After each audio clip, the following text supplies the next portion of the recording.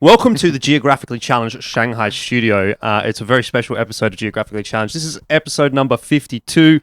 We've got Key from Mongolia, all the way from Mongolia, from Meta as well, who's here to talk about Mongolian CS, talk about eXTREMESLAND, talk about the Asia RMR, the Asia RMR qualifiers. There's been a little bit of controversy going on there, so we'll get into that as well. But I think first we should probably just start with getting to know who you are, because I think at least for my viewers and for the English viewers, probably a lot of people don't actually know who you are. Obviously, you're quite big in Mongolia when it comes to Counter-Strike. Okay. But you know, people probably don't really recognize you beyond when they click maybe on HLTV, they click on a Mongolz game or something, and then there's the little thing that says Meta is streaming this game in Mongolian. So do you want to give us a bit of a TLDR as to who you are, what you do in Mongolia? Yeah, sure. Well, first of all, thanks for inviting me to your wonderful show over here. You're welcome. We finally meet in Shanghai. Okay, so my name is Kay. That's my nickname. Not Key. Not Key. Just for the viewers that you just heard me say Key earlier. You messed that up, man. Yeah, okay. Fuck, it's so embarrassing already. Okay, so my name is Kay. I'm from Mongolia. So I am the founder and CEO. Well, the official title would be something like that, from Meta. What we do in Mongolia is we used to organize tournaments like this eXTREMESLAND in Mongolia. We used to organize like national qualifiers and then send the teams to like international events, those kind of things. And then after a while, we started focusing more on the media side. So right now what we do is we make contents, we broadcast tournaments with official rights. So the language would be in Mongolian. Yep. If you guys are wondering, like, what am I talking about, then you guys can go to a YouTube channel named Meta, just like the Facebook Meta. Yep. But then just to clarify something, we came up with the name back in 2016. Yep. Okay, so the Facebook, Mark Zuckerberg, you stole my name. So, yeah, that's what we do right now, mostly content, media. Yep. For me, personally, I used to play Counter-Strike 1.6 on a semi-pro level back in the day. So, this might be interesting. I was one of the early members of Mongolz. Right. The Mongolz I didn't even know that. Yeah. The Mongolz name was... we were playing under Mongolz name back in 2007 in the United States. Right. Yeah. So was that what? That was Source or 1.6? 1.6. Wow. I didn't know it went back that far. And then we used to attend tournaments, join tournaments like online leagues in North America. It was called CAL, Cyber Athlete Amateur League. That was like the amateur level of CPL back in the day. Right. CPL was all the pros were playing, like EG, what was Complexity, those kind of things. Yep. So you've been around a long time. Yeah. When it comes to CS. Yeah. So is there did you have any teammates back then that people would like know now? Like, was there any of the old OG Mongolz guys that are still around? Mongolians might know the name Massacre. Okay. Doesn't ring a bell for me. I shouldn't. So he was like the legend back in the day, right? All the people would say like, oh, this guy's, his name is Massacre. He's the number one player, like almost number one top players. And then he went to United States to study in college. Yeah. That's where we met. And then we formed a team over there. And then the team was named Mongolz at first. And then we changed our name to United Mongolz.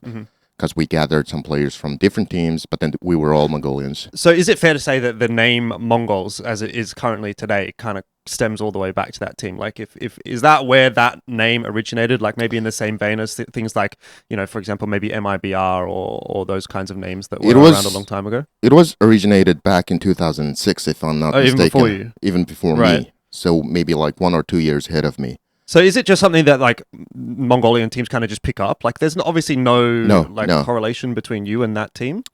The current team, I mean? Yeah, the Mongolz name was not really like something casual, I would say. It was kind of important. It was kind of prestigious back in the day. So I think the current iteration of Mongolz came from maybe like 2016 or 17 when they won the IEM Taipei and all those kind of events. Yeah. And then I think... This is what I heard, right? I don't really know the specifics. The guy who was playing with us back in 2006, he came back to Mongolia, and then he tried to form a team over here in Mongolia with using the name Mongolz. Oh. So the current Mongolz came from I see. then, I think. Yeah, so, but even then, it's still quite it's quite a revered name, I guess, when it comes to Mongolian fans and CS and stuff like that. Yeah. So that's kind of cool. I didn't really know that. Although I had a bit of a suspicion that it was like, okay, this Mongol's name keeps popping up. Like, it can't surely be like the same person or the same people. One question that I've always had about the Mongolz is like, right now, is that actually a proper organization, or is that just a bunch of guys playing as the Mongolz? Because like I've seen, they're making like an internet cafe or something like that, and obviously that it seems like there's some sort of proper organization going on around it, but I've never really known. So can you shed some light on that? Right now, the current Mongolz is official organization. Right. They are a company. Yep. A business entity in there Mongolia. You go. That's basically the question. Yeah. Okay. So they started operating into different sectors in Mongolia, not just within like esport team, the esport iCafe, and also they extended their game title. I think they acquired like Mobile Legend team right now. So they have plans to extend to a variety of different things in Mongolia, I think, right now. There you go. All right. Well, that's good to know too. So let's get into the meat and potatoes of what we're actually here to discuss. Obviously, we're here at eXTREMESLAND. This is the eXTREMESLAND special of Geographically Challenged. Now, it is Thursday today. We haven't started eXTREMESLAND, so we can't really comment on what has happened or anything like that. And obviously, by the time this releases, because we're in China, it's probably going to be after eXTREMESLAND has finished. So it's kind of hard to make too many comments. But I just want to kind of get your thoughts on eXTREMESLAND being back, actually, and what that means, maybe not just for you and for Mongolian CS, but for Asian CS generally, because I've always felt like eXTREMESLAND has been quite an important sort of pillar in our region as far as Counter-Strike is concerned, because again, there's not that many domestic Asia tournaments that just feature Asian teams, but eXTREMESLAND was one of them. If you go back further, you can talk about things like ROG Masters, for example, was always a big name too. I don't get the sense that they're ever coming back, but the fact that eXTREMESLAND has returned to me seems like a really positive sign for Asian CS going forward in 2024. Actually, eXTREMESLAND is very important tournament for me. Remember I said we used to organize tournaments in Mongolia, right? The very first Mongolian qualifier was held back in 2017, and then we organized that event. It was my very first tournament back in the day. So eXTREMESLAND, to me, it's very close in my heart. It's very humble thing for me, right? So that's where I took my first step into esport, I would say, as a tournament organizer. Like you said, we don't really have much tournaments here in Asia. Well, we do have right now ESL Challenger League, and then ESL has tons of Asian qualifiers. But back in 2016, 17, and 18, we didn't have much tournaments. ROG Masters, we had it, but then they did not have Mongolian qualifier, so we could not send any Mongolian team to the event. They would just directly invite Mongols on certain times. So eXTREMESLAND is a great event, and then the last one was 2019, right? And then we had COVID. Yeah, I mean, they've been doing like some online eXTREMESLAND festivals and stuff like that. But as far as I'm concerned, and you can tell me if you agree with this, but I almost consider eXTREMESLAND 2019 to be the last quote-unquote proper eXTREMESLAND, if that makes sense, because the online ones were fine, but they were regional. Like there was SEA, there was China, but you didn't get the whole community together. And look, even here for this particular event, which I believe is technically eXTREMESLAND 2023. They're going to do some more stuff in 2024 as far as I understand. But as for all intents and purposes, this is the 2023 eXTREMESLAND. Even now, it feels like, there's only 8 teams here. Obviously, you don't have all the regions that you used to. Granted, a lot of those regions aren't playing CS anymore. But, for me, especially, obviously, I'd like to see an Australian team or two. I think you could definitely level it up a little bit. But yeah, I mean, it's quite nice to kind of have all these regions coming back together to sort of play on. And I think especially to play on LAN, right? That's the big difference maker that eXTREMESLAND always had over a lot of other Asia tournaments, is that they had the LAN finals. And so that's where I think, that big benefit comes. One thing that I'm actually happy about eXTREMESLAND coming back is it is trying to revive the Asian CS, right? Right now we have South Korean team, Japanese team, Vietnamese team, and then what else? Like we have teams the Middle Eastern team as well. Teams coming from a region those were considered dead. So it's basically making them back alive. I'm actually very happy to see the Onslayers, the Korean team, and then the Jadata. Is that how? Jadeite. Okay. The Japanese team, right? I want to make them do good over here, so they have this feeling that they can compete on an Asian level. Yeah. I mean, I think at the moment, obviously, there's definitely a conversation that Asian CS really is like Chinese and Mongolian CS at this point in time. Like, okay, maybe you have NKT who sort of exists outside of that, but even they have a couple of Mongolians. And at this event, for those that didn't see, they've got a couple more Mongolians because the Uzbekistanis weren't able to get the visa. So I think it was Dobu and MIQ, right, that came to join the team. So again, like it just sort of feels like if you're not from China and you're not from Mongolia, or you're not playing in one of those two regions, probably you're up shit creek and your region's really not doing so well. So I agree with you. I think getting those invites, even though you're going to look at these teams and go, okay, well, on Slayers, who the fuck is that? Oh, those guys are like some Valorant players that have kind of played a bit of CS back in the day that are coming back, and they're probably going to get absolutely rolled at this event. Obviously, by the time this video is out, we'll know what the result of that is. And that's the same maybe for the Vietnamese guys, NCTDK, I think they're called. They're probably just going to get absolutely shit on by teams like Mongolz and Linvision and Tyloo and whatever. But it's always important to have these kinds of opportunities available. And then eventually you're going to get the players that are actually really invested and actually put in the time and put in the work, and they're going to inevitably be here. So I think it's kind of a chicken and the egg thing, right? You need to have these regions represented before you're going to get teams from that region that are good. So I like that. I really think that's good. I mean, I don't really know what else there is to say about eXTREMESLAND. Obviously, we're looking forward to it. I think it's going to be good. It's a good opportunity for everyone to sort of catch back up again. I got to meet you in Mongolia for the Asia RMR, for the Paris Asia RMR, and now we're here again and doing some content. So I think it's a step forward for Asian CS. I hope that good things come in 2024 for eXTREMESLAND and beyond. But we'll have to wait and see. Obviously, how this event goes. Sorry, I'm actually looking forward to this event right now. The most successful run we had on eXTREMESLAND was 2016 Mongolz. Right. They reached playoff semifinals. Okay. And then after that, all the Mongolian teams, they did not really make it to the playoffs. Oh, one team did, August. I remember Team them. August. Yep. They reached quarterfinals, I think, and then they lost to Tyloo, right? Classic. Yeah. So my expectation for this event is Mongolz to become the champion of eXTREMESLAND. Okay. We need that, right? Interesting. Yeah. So we have Tyloo, we have LVG, Yep. Linvision. I think those are the best teams over here. Definitely. And then I just met with Techno last night, and then I told him, you guys have to become the champion over here, because we never did that before. No pressure. No pressure. Look, I mean, I guess we'll see whether or not you're going to be proven correct in that. Okay.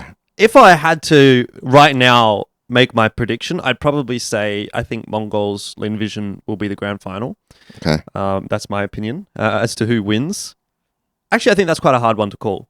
Okay. It's a hard one to call. But maybe we can talk about that when we get into the Asia RMR discussion, because obviously that's going to be a relevant discussion point for the Asia RMR. And by the time this video comes out, probably people will know the result of eXTREMESLAND. But before that, I kind of want to sort of focus on Mongolian CS a little bit, because I have a lot of people that watch Geographically Challenged that are from Mongolia, and they always tell me, oh, you should get K on and have a chat with him, and like it's obviously something that we've been talking about probably for maybe 3-6 months, where we've sort of floated the idea, and it's sort of never come together. Obviously, your time zone is a few hours, 5 hours or 3 hours behind mine, and it's just obviously difficult with Bleh being in India as well and stuff like that.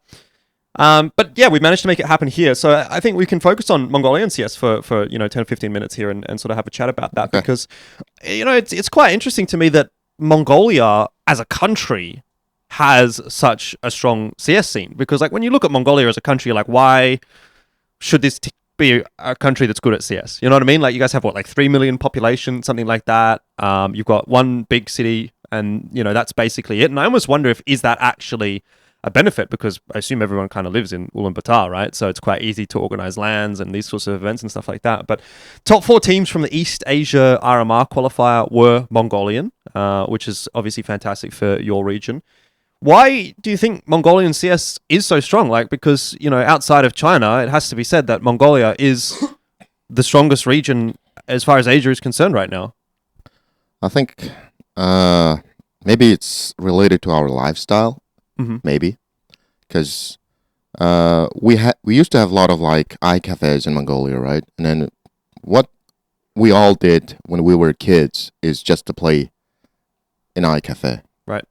That's what we did all the time. There's not much else to Like, do. not much else to do during the winter. It's Yeah. cold outside, Mm. so you want to just stay warm and play the games. Right? I think when I went there for the Asia RMR, wasn't that spring? Was it spring? it was spring. It was March, right? Yeah, it was March, April, something like Yeah. that, and it was like minus 10 degrees. Was it cold for you? It was or- cold for me. Okay. Fucking oath, it was Right cold. now it's It was snowing. right now it's minus 20 during Yeah. the day, and at night it's like minus 35, something like that. So just for the context for the people that are watching that are not from Mongolia, you understand why you guys want to spend so much time inside playing Counter-Strike. Yeah, I would say. And then the gaming itself is, I don't know, maybe it relates to the Mongolian like blood, like I don't know, Okay. the fighting game, Sure. something like that, right? So when all the Asian countries teams shifted to Valorant, right? I think it was like 3 years ago. 2020-ish? Yeah. Yeah. Would have been 2020. 2021. Most of the Mongolian teams stayed loyal to the game. Mhm. One fact would be Valorant, the Riot Games did not really have any like qualifiers, any tournaments that included Mongolia. Yep. So it was kind of difficult for the Mongolian players to play the game on a tournament level, right? They would play on casual. Yep. But then on like tournament wise, it was kind of difficult. But that could be one of the factors we stayed loyal to the game. Mhm. But before that, CS was around like for so many years. I mean, I played the game when it was on beta version of Half-Life, right? So I played that game since then, and then 1.1, 1.3, 1.5, 1.6. I played all the iterations of it. The game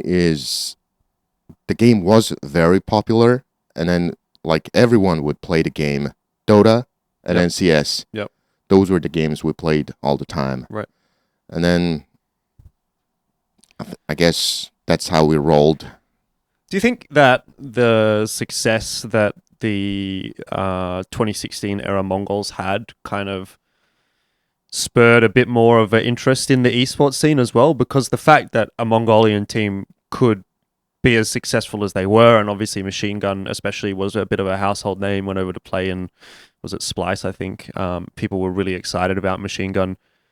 And there was a lot of conversations even around like Zilkenberg, for example. Do you think those kinds of guys and those kinds of results that Mongols got back then is maybe part of the reason why so many of the newer players that we're seeing now come through? You're like, your Technos, your Blitz, the Mongols, basically. The current era Mongols would have watched that Mongols and gone, oh, that's pretty awesome. Like, we could maybe do that. Do you think that might have had an impact? Yes, it did have very big impact, I would say. I mean, before then, all the Mongolian social medias, like the TVs, right, the national broadcast TVs, they would consider PC gaming as something bad, Right. right? Oh, it's addictive. Yep. Classic. Yeah. Makes you violent, whatever. Yeah. Yeah. And then once the Mongols became the Asian champions of IA and Taipei, they appeared on TV for the first time, right? So people actually started focusing on more. Hey, this is something different. This can be a very good thing if you play it correctly, right?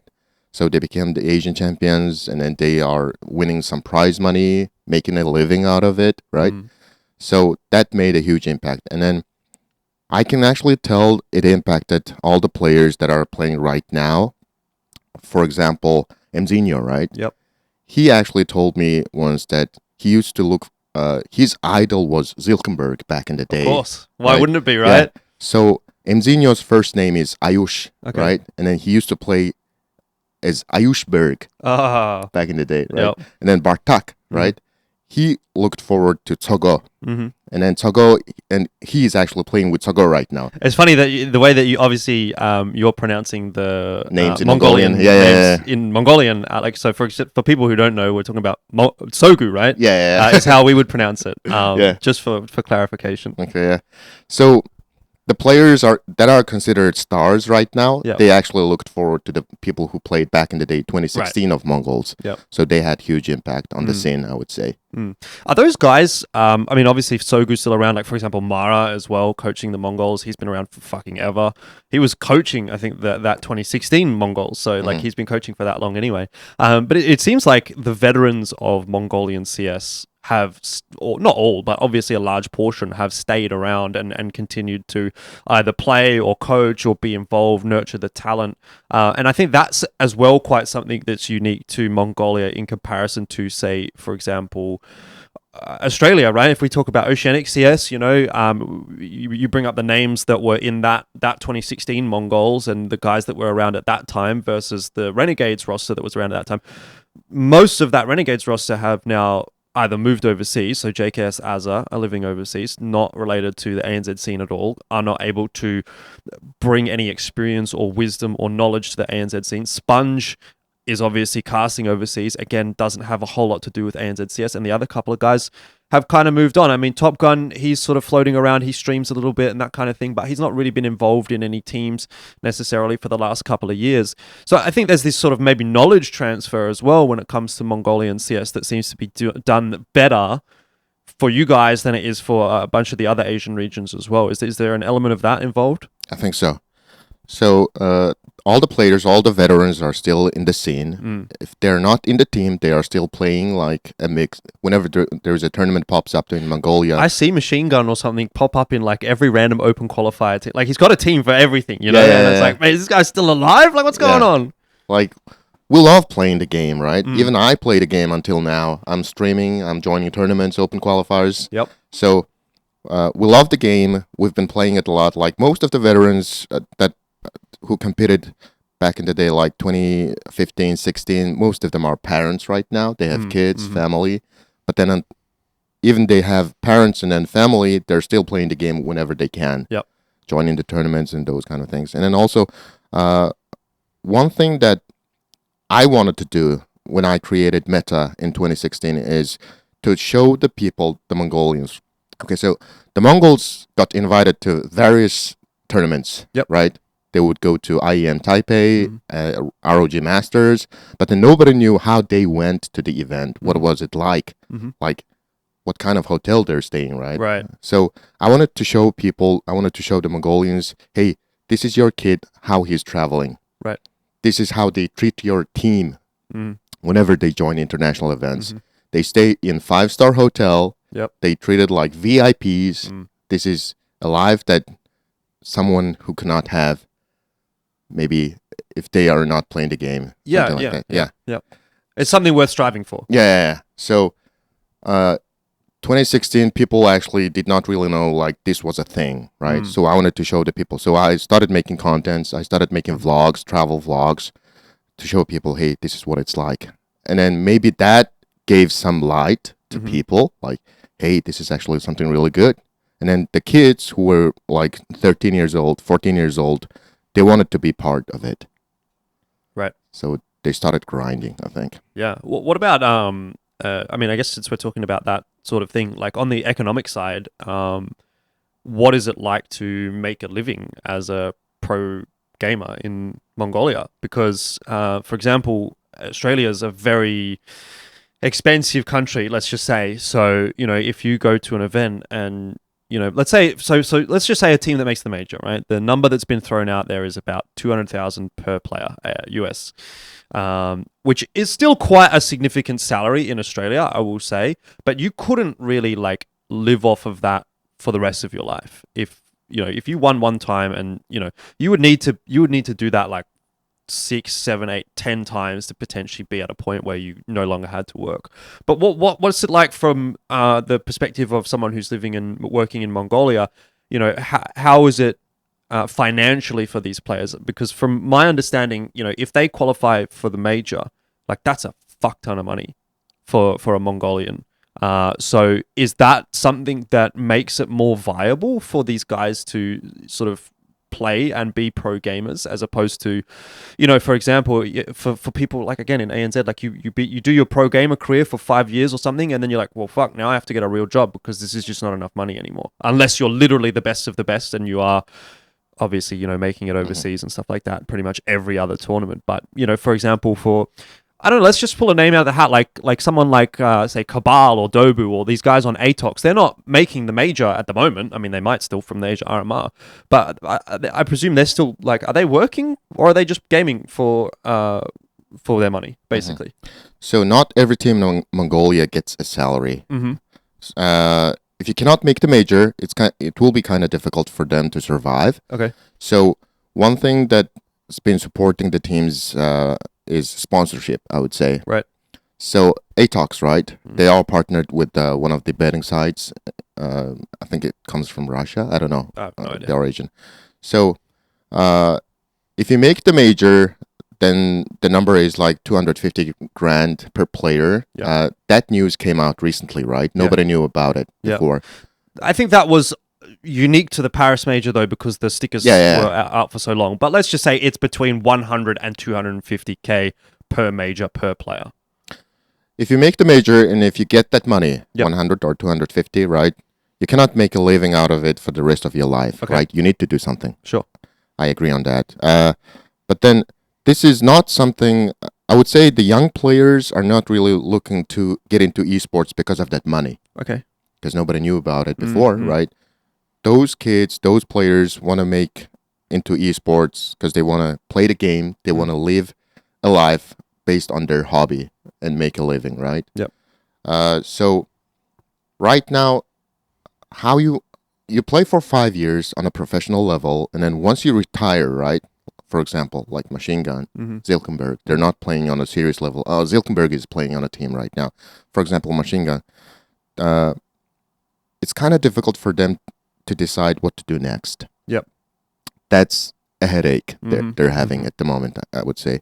So they can either work on a full-time job, but then one thing is that they actually made an what do you call opportunity cost? Yep. Right. Yeah. When you don't work for until you're 30, you're not as skilled or experienced as the other 30-year-olds. They didn't go to university. Right. They don't have any degree, diploma, anything like that. They played the game. Yep. So that's the sacrifice they made. Can they make money streaming? Like, is there like a big sort of viewership? Because I see your stream, for example, when you're watching a game, and I don't know, you sometimes seem to hit like, 6K?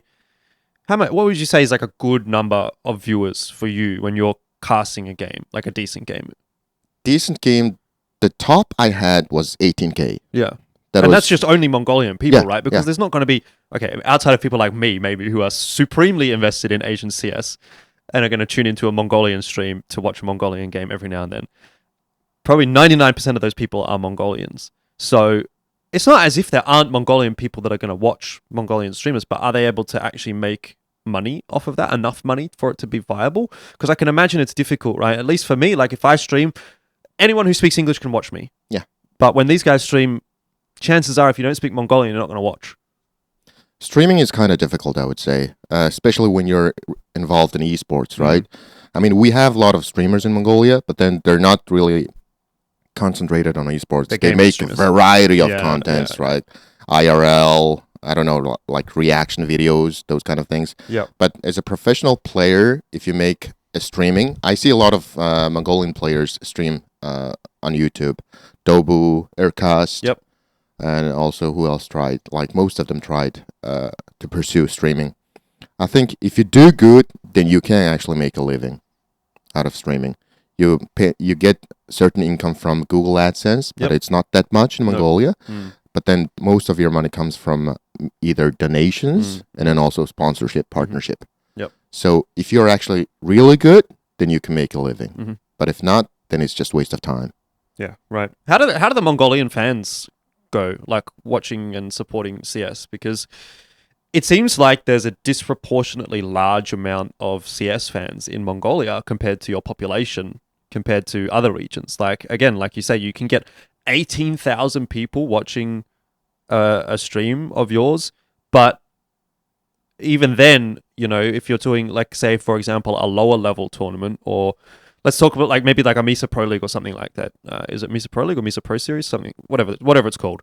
The local Mongolian event. Are people watching that, or are they actually really only wanting to watch like when Mongols go overseas and play internationally, for example? Most people watch the games among the top teams of Mongolians, right? But then most viewership would come on a tournament, let's say Mongolz versus a tier 1 team. Sure. Like IM Katowice event, like Atlanta, those kind of events. They bring the most viewership over there in Mongolia. But if like a local tournament taking place in Mongolia, right? And then Mm. if Mongolz is playing against ATOX, Mm. then it can bring a good viewership number. I mean, that's still good though. Like, Yeah. for your context, if we were to stream Greyhound against, say, Rooster or Bad News Kangaroos, which are the other two top teams in A and Z, we might get 3,000 viewers if we're lucky on the ESL CS channel. So Mhm. what's it like for a local Mongolian game? Local What Mongolian, kind of number would you expect? I would expect maybe like 5K, 6K. See, that's pretty crazy to me. That there's 3 million people in Mongolia. Let's say there's 3 million Mongolian speakers. Probably there's more than that in the world. But you guys can get more viewers for that than an English-speaking viewer stream can get for an Aussie game. So, like, why is it that is the case? I just don't understand. Like, it doesn't make sense, just from the numbers perspective. There must be something that Mongolia is doing right, or that Mongolian esports or Mongolian CS is doing right and unique compared to these other smaller regions. Maybe it's related to achievement we've got, Perhaps. Mongols. There's like a lot of national pride for Mongolia. Like, you guys are patriotic. Yeah, we are actually. Yeah, I think I've noticed that. Sometimes the Mongolian fans come into my stream when I'm casting like a Mongolian game, and they're like, "Oh, the Mongols are the best in Asia," and I'm like, "Yeah, maybe, probably, I don't know." Like, but they're like, "Yeah, they are." It's like, okay. I'm not really sure if it's right thing to say or not, but then if Mongolian team is playing against Chinese team, then it can bring tons of viewership, right? I've noticed. Yeah. I've noticed. So Mongolians have something against China. Right. So historically, like in the past, and then right now, if a Mongolian team is beating the shit out of Chinese team, then the whole Mongolians would just go crazy. They're gonna go crazy. I see. Yeah. Yeah, that makes sense. Okay. Well, I guess we should talk maybe about like the future of Mongolia as well, because it seems like there's a lot of talent still coming through the pipeline in Mongolia, right? Especially if we look at the Mongols, especially. And I've given a lot of credit to Mara on my show previously. I know the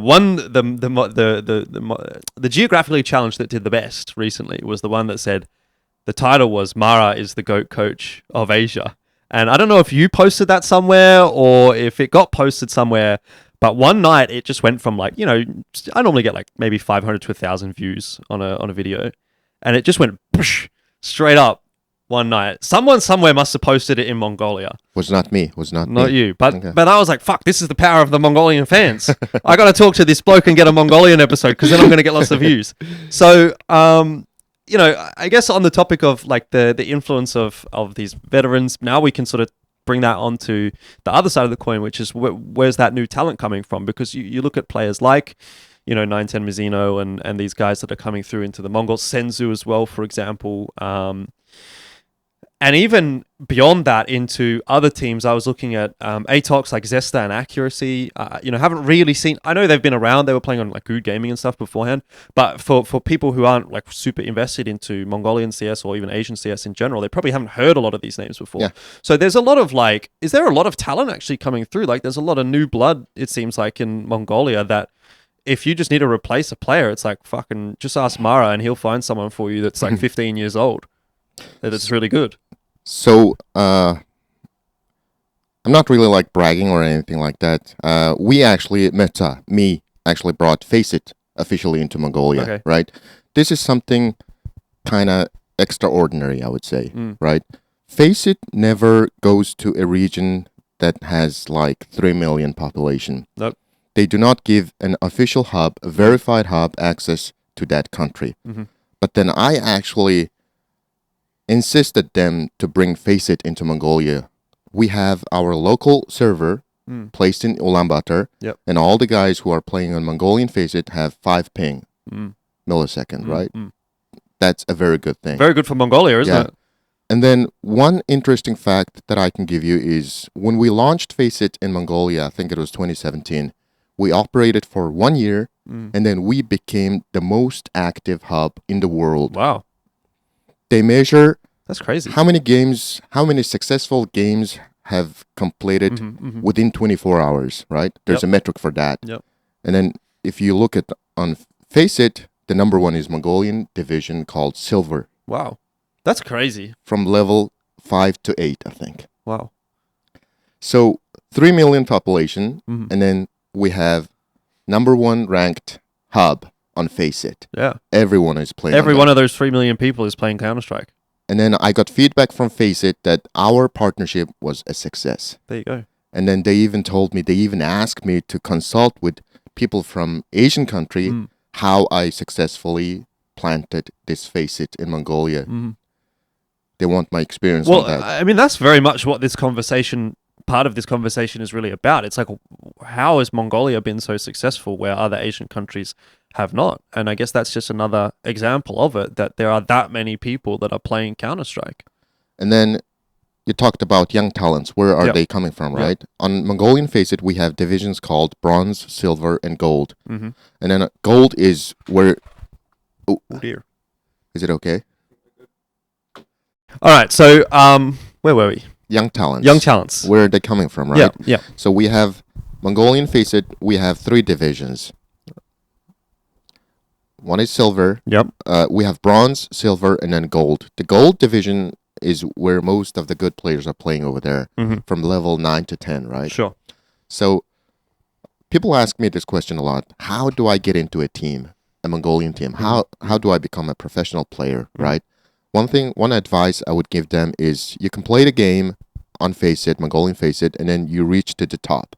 You play on a gold division, in a gold division. You become level 9 or 10, right? And then you have to get recognized by the players, because most of the teams, most of the pro players, Mongolz, ATOX, they're playing in gold division all the time. That's what they do whenever they are free. Yep. So they scout from over there. They bring the new talents from over there. I think that's where Mzinho came from. That's where Senzu came from. That's where Zesta came from. That's where Accuracy came from. If not the Mongolz, if not the ATOX, most of the teams, most of the orgs who are trying to create a team, they bring players from that gold division. Yep.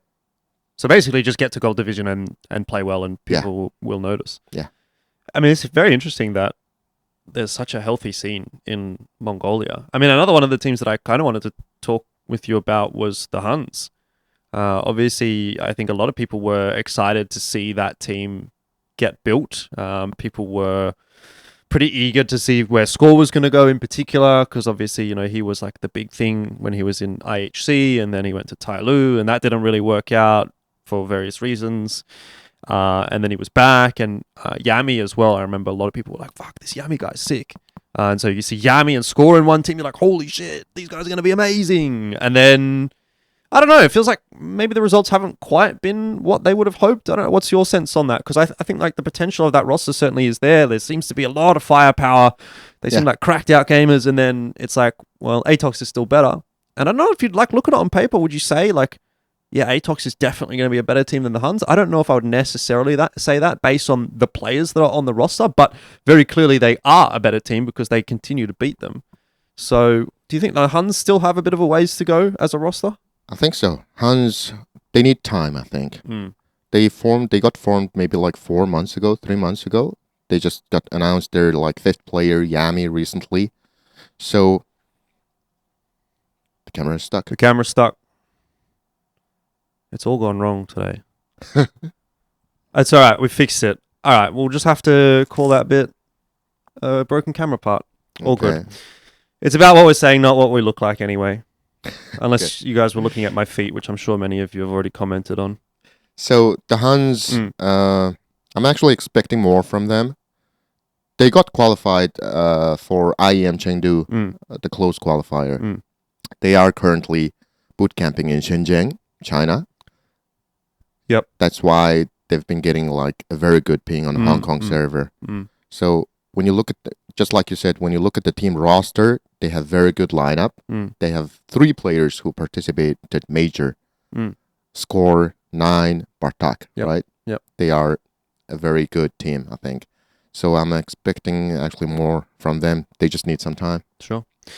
Yeah, I mean, they're another interesting team that I think I'll definitely be keeping an eye on. Like, for me, the 3 most interesting teams in Mongolia right now, obviously Mongolz, ATOX, and then the Huns. I think Eruption, I don't know, they're just not as exciting to me at the moment. But maybe they'll be able to do something.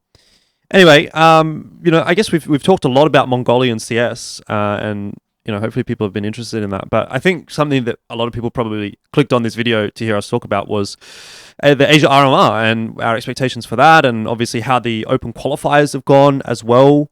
So I don't know where you want to start with that. As far as the open qualifiers are concerned, obviously as of recording, we know 6 teams that have gone through. We are still waiting for the Middle Eastern qualifier to sort of play out.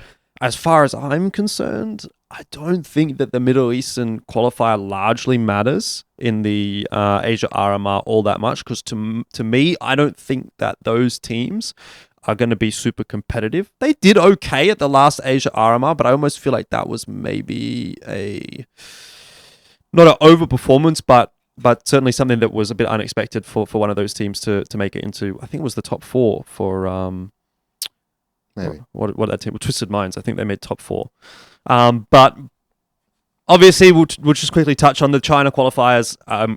Lin Vision, Tailu, no surprises really. Mm-hmm. And the Oceanic qualifier, Greyhound, no surprise there either.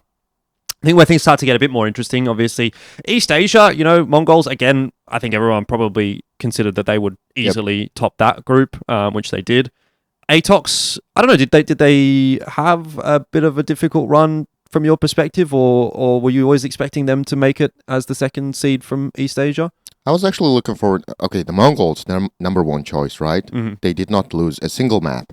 And then the Atox, they lost to Mongols in upper final, 2-0, and then they won the last slot easily against the Huns, 2-0 again, I think. So the teams that I was looking forward to was Mongols, Huns, and then Atox, right? It should be Mongols first, and then it's going to be either Huns or Atox. Yeah. So Atox came out. Mm-hmm. The East Asia tournament, I did not really see any surprise other than that team. Mungyu. Yes. Yeah. So I mean, this is obviously something to get into, and this is I almost feel like, okay, I don't know, but seeing as you're Mongolian, I imagine you're on one side of the fence, and I'm maybe on the other side of the fence here, actually, because funnily enough, these two of these guys from Mungyu actually played in ANZ. Banana and Terry. Yeah, if you didn't know that. Now, I will preface this by saying I haven't watched the demos. I didn't watch any of their games. Okay. And this is the same for Troublemakers as well, because Troublemakers, the team from, I think they're from Kyrgyzstan, is that right? Kyrgyzstan, yeah. That came through from Asia. So both Mungyu and Troublemakers had some degree of cheating accusations leveled at them from various directions. Mungyu was primarily, I think, from the Huns, and with that, the Mongolian community came out in force, I'll say. I even got a few DMs from a few Mongolians about that, and I said to them, I'm like, look, I don't really want to get involved in this because it's not my place to say.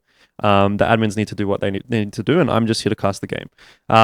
Troublemakers, obviously, through the Asia qualifier, a lot of that seemed to come from the Indian community, and a couple of the teams that they beat were saying that there was some sus stuff going on.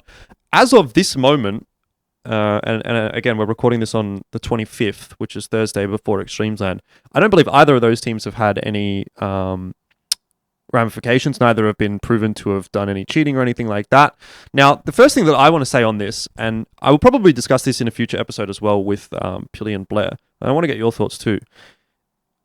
My 2 cents is that I think the biggest failure of this open qualifier has been the lack of faith in the anti-cheat. That's, I think, where the problem actually stems from. It's not whether or not these guys are cheating. I want to say my gut feeling is that neither of them are. That's what I would like for to be the case. Again, naively, having not watched the demos or anything like that, I can't make a comment. But, you'd like to just assume that they're not.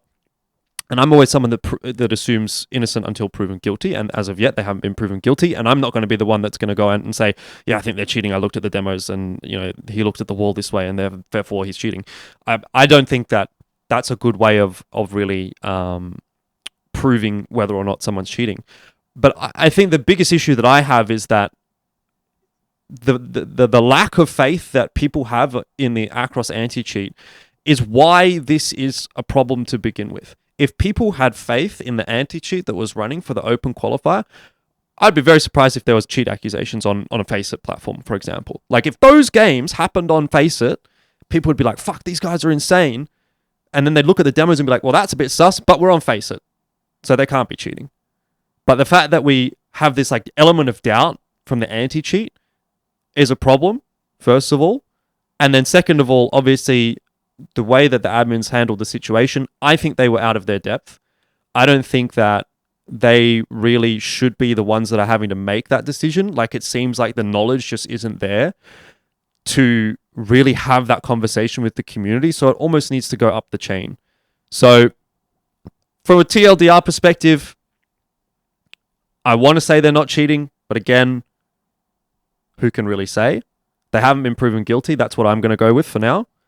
And I think the fault lies with the anti-cheat, really, more than the admins or the teams or whatever. What's your 2 cents?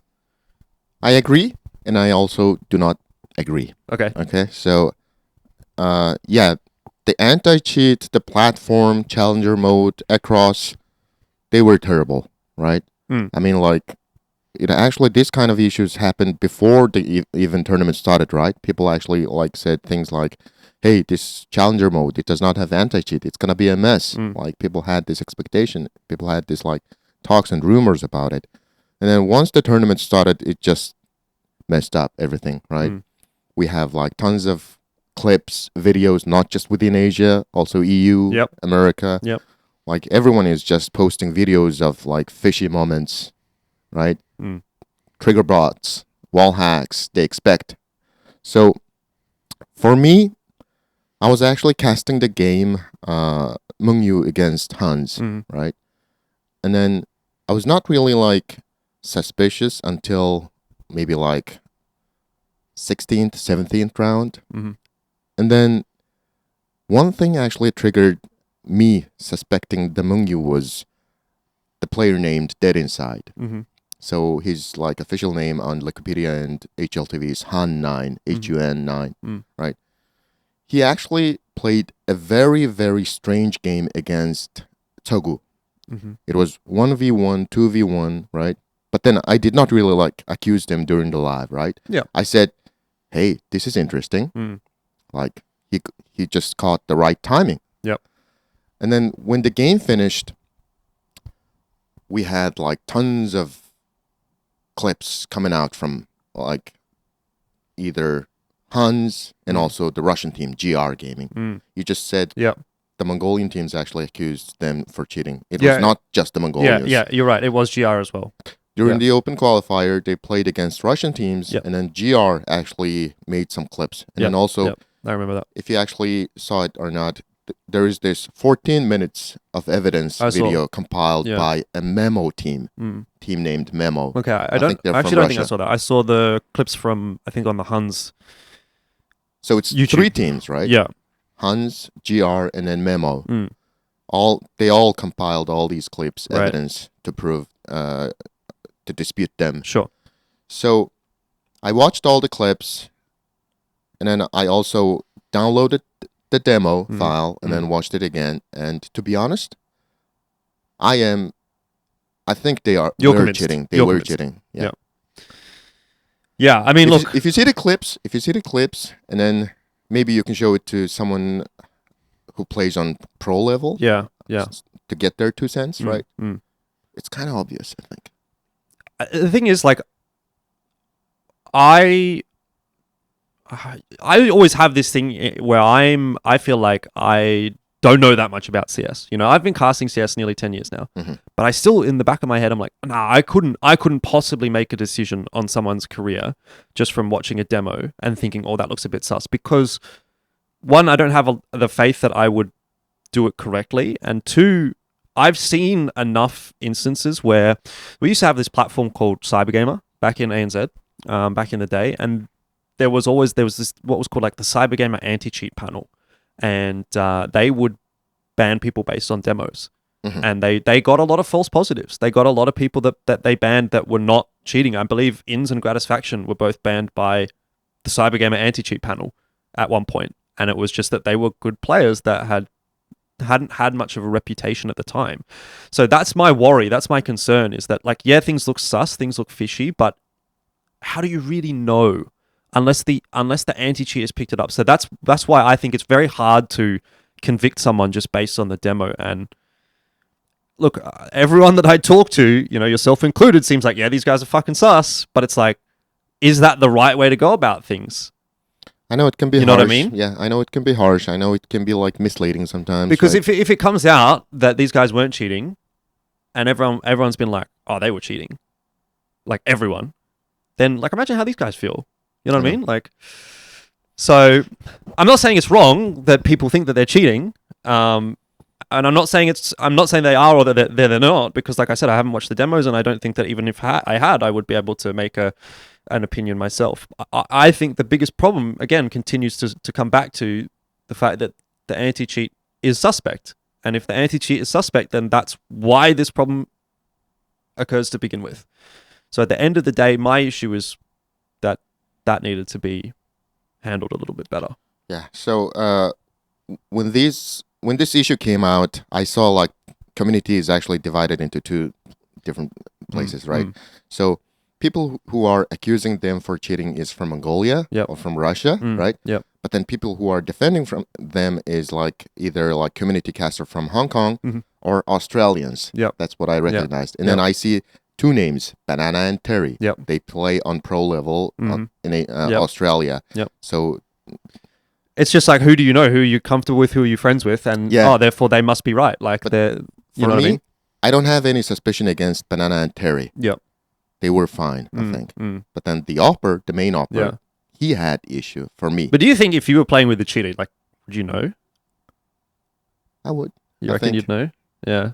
I mean, I feel like if you're a pro player, you might have a suspicion for sure. You can watch the clips, and then I actually made a content on this. We are making a content named RMR Freeze Time, RMR Talk Show. It's actually dedicated to RMR specifically. So I actually made a breakdown video of all the suspicious clips, and then I commented on that. I talked, okay, why is this wrong? Yeah. What is happening over here? Why am I saying this guy is cheating? So you've gone through the demo and sort of said this is what. Yeah, exactly the momentum. Sure. Like the 4 players are located over here. No one has information about this info. But then why is this guy going into middle without checking all the angles and then moving like a bot? Things like that. I'm interested to see what sort of comes of this. I think at the end of the day, probably what will happen is it's just ignored until it's forgotten about, and then 6 months later it's like no one cares anymore kind of thing. Like obviously Mungyu's not even in the Asia RMR, so it's like, does it even matter anymore? Look, arguments to be made that probably it does, that they would want to have themselves either proven innocent or everyone would like to see them banned for cheating. So you'd want a resolution one way or the other, but they're not in the RMR, so people are probably going to be like, whatever, it's over. But this Troublemakers team, which is the other one that has had the same sort of accusations, and again, it's sort of it seems like the same kind of a situation. People have gone through the demo and gone, oh well, this is sus, that's sus. Is he wall hacking, or looking through the walls or whatever? You can look at the demos and say maybe, but I don't think you can say for certainty. So I do wonder what is going to come of that, because they are in the RMR. Or is it just going to be, well, the RMR's on land, so they definitely can't be cheating at land, so they're going to play there, and look, let's be real, they're probably going to lose there to some very good teams at that event, and people are going to forget about it. I don't really have anything about Troublemakers, because I did not really cast any game. Yeah, they're not in your region. So Southeast Asia. Actually, we had 2 Mongolians playing in MAG, Myth Avenue Gaming. So the Troublemakers, I don't really know what they did wrong. I don't have any clips. I did not watch any games, so I don't have any opinion on that. There was a big Twitter thread. Okay. It was big on Twitter. Yeah, because I think India uses Twitter, right? Whereas Mongolia tends to use Instagram and Facebook a little bit more. So you guys don't really use Twitter quite as much. So if you go on Twitter, I'm sure you can find it. Okay. I saw one clip, not the clip, a screenshot of a chat from God's Reign, I think. Yeah, the one where the admin said that he was pulling his knife. This is what I'm saying. Like this guy clearly shouldn't really be the one that's having to deal with that. Like I actually know that guy. He's from ANZ. I don't speak to him. We don't work together or anything like that. But I know who he is. I've seen him around. And I think he's a fine kind of person to sort of be involved in the running of the thing, you know, making sure people are getting in servers and making sure the bracket's playing out and everyone's here on time, and what happens if a server goes down, someone has to fix it, whatever.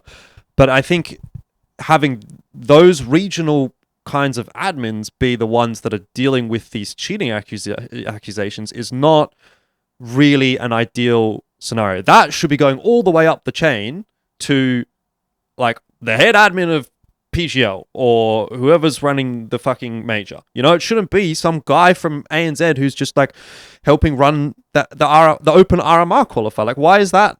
That should not be his responsibility. You know what I mean? Because as you can see, he clearly doesn't know the game well enough to even be responding to that. And in saying what he said, it's like now people have even further ammo to just be like, well, this is fucking bullshit. And it's like, probably should have just been a case where it was like, sorry, I can't comment on this. I have to put it up to someone higher up.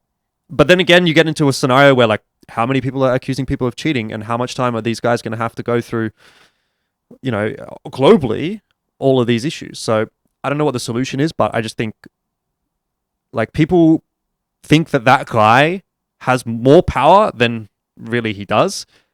And I think that blew up a lot more than it really needed to. It is actually difficult to run a tournament. Yeah. Like, I used to organize tournaments a lot. For eXTREMESLAND, we used to have online qualifier and then the LAN qualifier, right? Yep. For online qualifier, we used to have a lot of like complaints about like, hey, this guy is cheating. Hey, this guy. Yeah.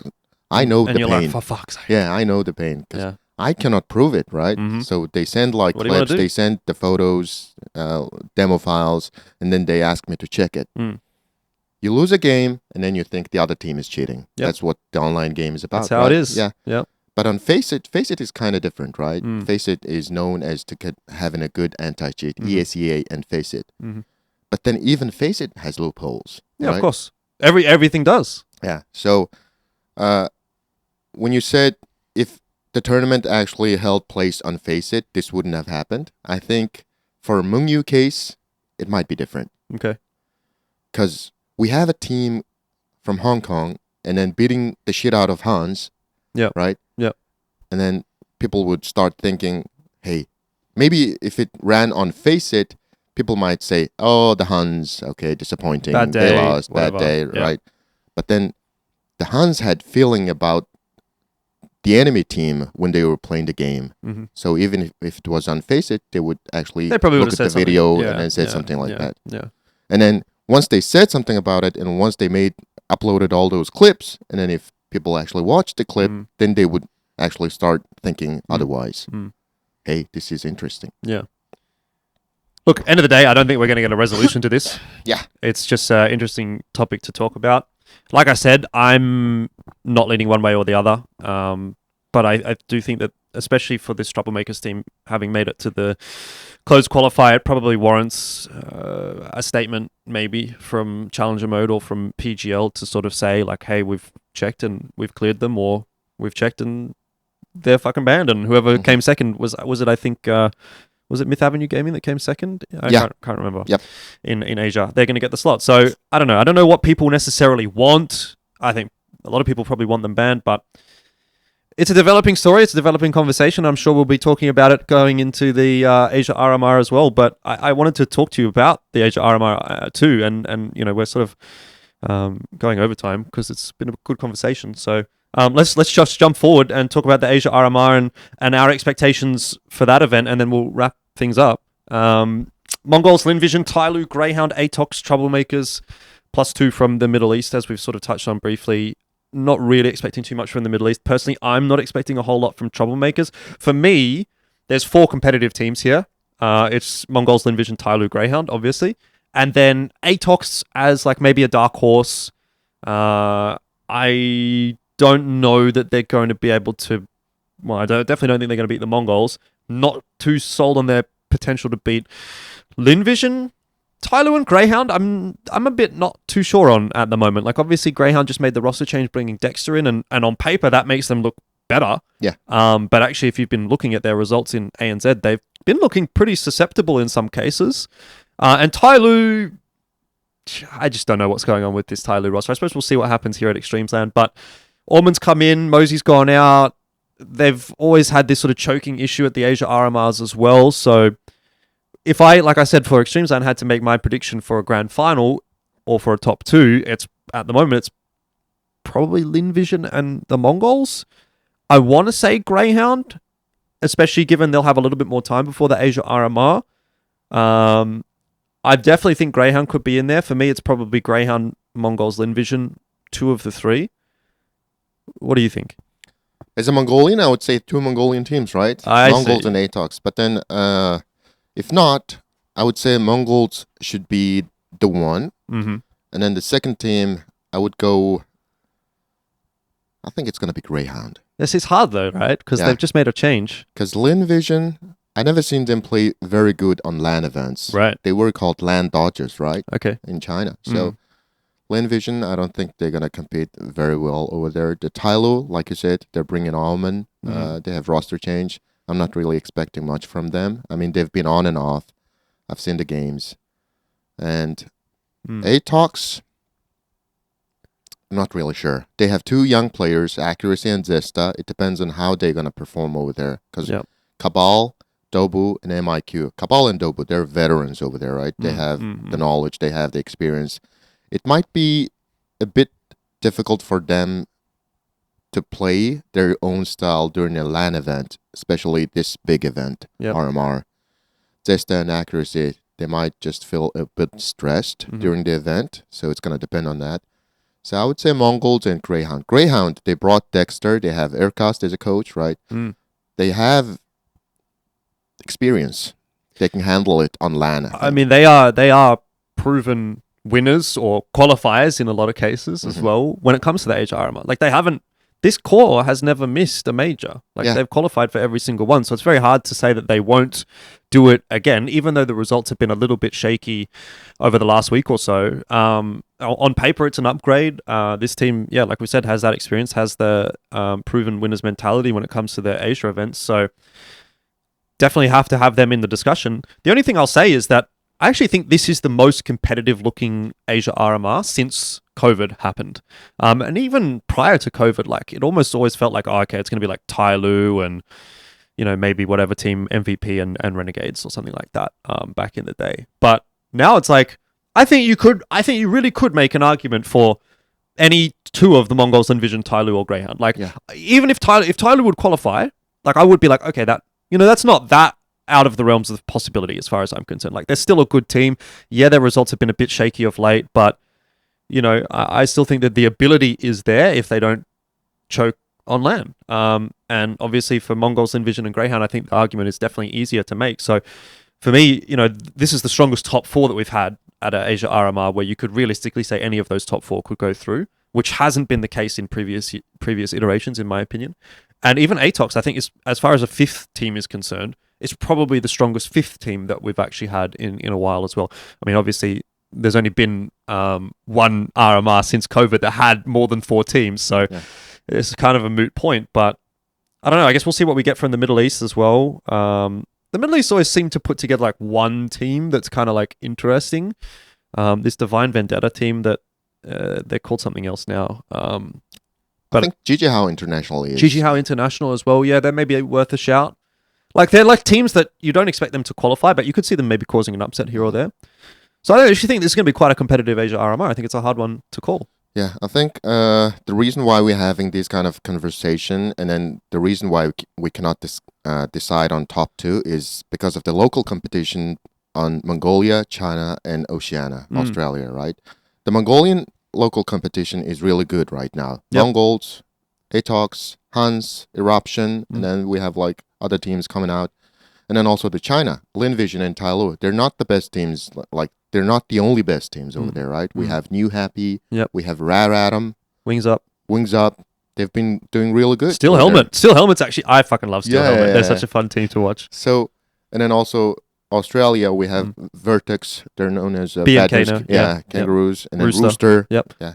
I mean, Mind Freak, by the way, upset Rooster twice this week as well. So it's like Mind Freak now also potentially a anyway, it's a bit of a side point because they kind of got rolled by Greyhound. But yeah, I mean, there's still some degree of competition in ANZ as well. So the problem is, as you're saying, like it's quite segmented. China plays China, Mongolia plays Mongolia, Australia plays Australia, and then Middle East plays Middle East. And also in the Middle East, there's one guy who might be interesting to you, Totson. He's half Mongolian. Oh, Totson? Is it Totson? Yeah.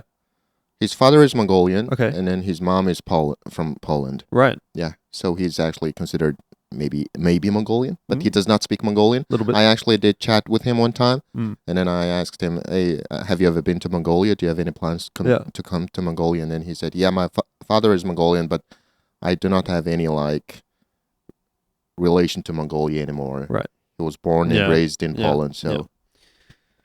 Fair enough. Well, yeah, I mean, I guess that pretty much wraps us up, doesn't it? Like, do you have anything else you want to say on the Asia RMR, or you're good? If you're good, I'm good. I'm good. Cool. Okay. I'm good. All right. Well, that's that. That was what Geographically Challenged episode number 52. Sorry, it was a bit scuffed, but that's what happens when you're on the road, right? The Shanghai Studio, it needs some upgrades. We'll see if we can get some of that sorted. If you want to help out, buymeacoffee.com/Elfishguy. That's where you can donate some cash money. Thanks, of course, Key, as well, for coming and having a chat. It was really, really enjoyable. I learned a lot, and I hope everyone at home learned a lot. And I hope everyone's going to stop saying, get Key on Geographically Challenged, because we did. Okay, yeah. What was the most viewership you got on your episode? I think we got about 3,500 one time when we did an episode with Dubstep, if you know him from the Philippines, when we were covering Valorant. Yeah, he used to play CS. So that got a bit of viewership. What do you reckon, we can beat it? How do you think this is going to perform? I'm going to guess 2,000. 2,000? Yeah. I'm going to say 10. 10? Maybe. All right, let's see. We'll see if you're right. How many of your Mongolian viewers speak English? Not quite sure. That's going to be the big difference. Not quite sure. But then we have kids. We have the young generations of Mongolia. They can speak fluent in English. Yeah, everyone I speak to from Mongolia seems to speak English pretty well. So anyway, hopefully there'll be a bit more content coming out from this event, but we'll see. Hopefully I can catch some of the players. Either way, guys, thank you for watching, and we'll catch you in the next one. Thank you. Peace.